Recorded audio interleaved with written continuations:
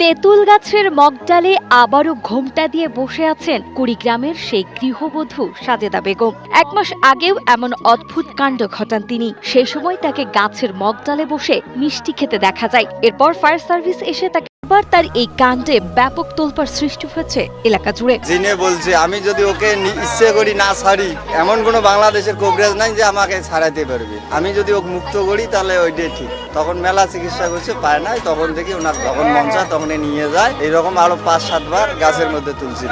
ঘটনাটি ঘটেছে কুড়িগ্রামের উলিপুরের গোড়াই আনন্দবাজার এলাকায়। জানা যায় সোমবার 8 জুন সকালে স্থানীয় এক ব্যক্তি ওই গৃহবধূকে পুনরায় ঘোমটা দিয়ে তেঁতুল গাছের মগডালে বসে থাকতে দেখেন। পরবর্তীতে তিনি ওই নারীর পরিবারকে খবর দিলে মুখে মুখেই এই ঘটনার চারিদিকে ছড়িয়ে পড়ে। এই খবর ছড়িয়ে পড়লে গাছের ডালে বসে থাকা নারীকে এক নজর দেখতে ভিড় জমায় বিভিন্ন বয়সের নারী পুরুষ। পরে পুকুর পাড়ে মানুষের ভিড় দেখে ডাল বেয়ে পুকুরের পানিতে লাফ দেন গৃহবধূ সাজেদা বেগম। এরপর বুক সমান পানি পেরিয়ে কিনারায় উঠে আসেন তিনি। 2-3 ঘন্টা থাকার পর গাছ থেকে আবার নামলো। আমরা জানি যে সাথে জিন নাকি আমরা এটা বলতে পারবো না, কিন্তু সবাই বলে যে সাথে জিন আছে। আসার পরে দেখি ঘটনা আসলে সত্য।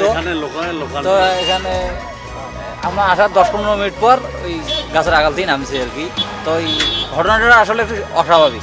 এদিকে 1 মাস আগেও 6 মে একইভাবে 10 ঘন্টা নিখোঁজের পর এই তেঁতুল গাছের মগডালেই সন্ধান মেলে তার। স্থানীয় ও পরিবারের লোকজনের দাবি, গৃহবধূ সাজেদা বেগমের ওপর জিনের আছর থাকায় মাঝে মাঝেই এমন